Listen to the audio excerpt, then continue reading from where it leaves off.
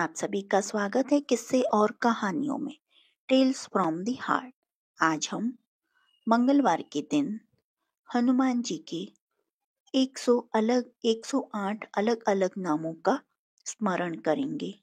चलिए शुरू करते हैं। इसके अंदर नाम के साथ उनके अर्थ भी दिए हुए हैं।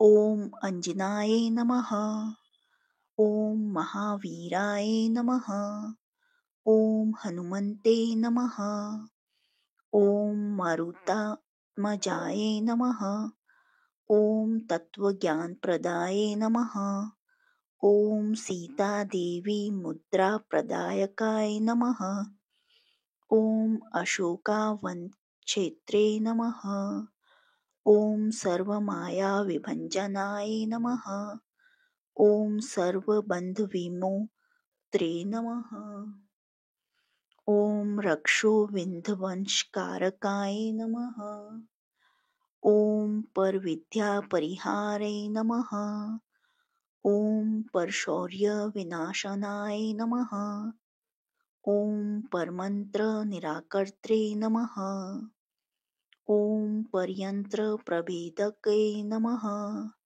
ओम सर्वग्रहविनाशिनाय नमः, ओम भीमसेन सहायकृते नमः, ओम सर्वदुःखहराय नमः, ओम सर्वलोकचारिणाय नमः, ओम मनोजवाय नमः, ओम पारिजाताय द्रुमूलस्थाय नमः, ओम सर्वमन्त्रस्वरूपवते नमः, ओम सर्वतन्त्रस्वरूपिणे नमः, ओम सर्वयंत्रात्मकाय नमः, ओम कपीश्वराय नमः, ओम महाकाय नमः, ओम सर्वरोगहराय नमः, ओम प्रभेवाय नमः, ओम बलसिद्धकराय नमः, ओम सर्वविद्यासम्पत्तिप्रदायकाय नमः,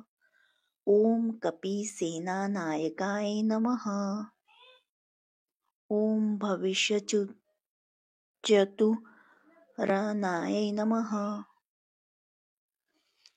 ओम कुमारब्रह्मचार्ये नमः, ओम रत्नकुण्डलदीप्तिमते नमः, ओम चञ्चलद्वाल सनतलम्ब मानसिकोज्ज्वलाय नमः, ओम गन्धर्वविद्यातत्त्वज्ञाय नमः, ओम महाबलपराक्रमाय नमः, ओम काराग्रविमोक्त्रे नमः, ओम श्रृङ्खलाबन्धमोचकाय नमः, ओम सागरोत्तारकाय नमः, ओम प्राज्ञाय नमः, ओम रामदूताय नमः, ओम प्रतापवते नमः, ओम वानराय नमः, ओम केसरीसूताय नमः, ओम सीताशोकनिवारकाय नमः,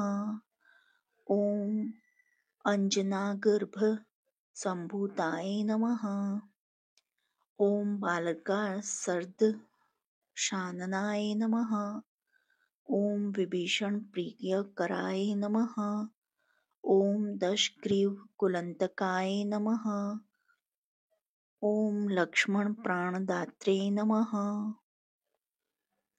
ओम वज्रकाय नमः, ओम महाद्युताय नमः, ओम चिरञ्जीविने नमः, ओम रामभक्ताय नमः, ओम दैत्यकार्य विघातकाय नमः, ओम अक्षहन्त्रे नमः, ओम काञ्चनाभाय नमः, ओम पंचवक्त्राय नमः, ओम महातापस्ये नमः, ओम लंकिनी भजनाय नमः, ओम श्रीमते नमः, ओम सिंहिका प्राणभंजनाय नमः, ओम गंधमादनाय शैलस्थाय नमः, ओम लंकापुरविदायकाय नमः।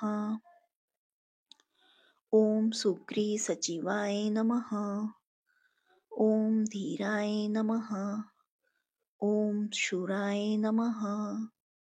ओम दैत्यकुलंताकाय नमः। ओम सुरार्चिताय नमः। ओम महातेजसाय नमः। ओम रामचूड़ामणिप्रदकाय नमः। ओम कामरूपिणे नमः। ओम पिंगलाक्षाय नमः। ओम वर्धिमेनाकपूजिताय नमः। ओम कबलीकृत मार्तंड मंडलाय नमः। ओम विजितेन्द्रियाय नमः। ओम राम सुग्रीसंद्राय नमः। ओम महारावणमर्दनाय नमः। ओम स्फटिकाभ नमः। ओम वागधीशाय नमः। ओम नव्याकृत पंडिताय नमः। ओम चतुर्बाहवे नमः। ओम दीनबंधुराय नमः। ओम महात्माय नमः।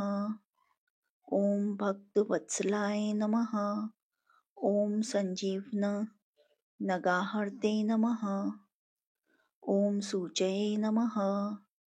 ओम वाग्मिने नमः। ओम दृढ़व्रताय नमः। ओम कालनेमि प्रमथन नमः। ओम हरिमर्कटमर्कटाय नमः। ओम दान्ताय नमः। ओम शान्ताय नमः। ओम प्रसन्नात्मने नमः। ओम शान्तकण्ठमदापहते नमः। ओम योग्याय नमः। ओम मखतालोलाय नमः। ओम सीता वैष्णवे पंडिताय नमः। ओम वज्रधनुष्टाय नमः। ओम वज्रनखाय नमः। ओम रुद्रवीर्यसमुद्भवाय नमः। ओम इन्द्रजित्प्रहितामोघ ब्रह्मास्त्रविनिवारकाय नमः। ओम पार्थध्वजाग्रवासिने नमः। ओम शरपंजरभेदकाय नमः। ओम दशबाहवे नमः। ओम लोकपूज्यै नमः। ओम जामप्रीतिवर्धनाय नमः। ओम सीतारामपादसेवाय नमः।